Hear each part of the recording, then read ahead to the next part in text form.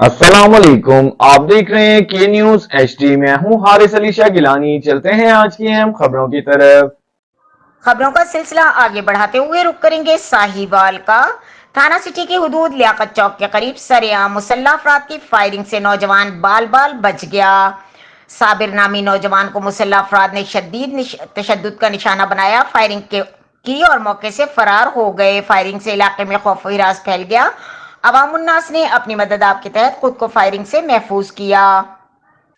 कबल अजी साबिर अली की मुद्दईयत में थाना फतेह शेर में मुल्जिमान के खिलाफ मुकदमा दर्ज कर लिया गया। मौके पर थाना सिटी पुलिस ने कार्रवाई का आगाज करते हुए पुल बरामद कर लिए और शवाहिद इकट्ठे कर लिए। अवामुन्नास ने DPO साहिवाल फैसल शहजाद और SHO थाना सिटी साहिवाल से फौरी तौर पर मुल्जिमान के खिलाफ मुकदमा दर्ज करके मुल्जिमान को गिरफ्तार करने का मुतालबा किया है।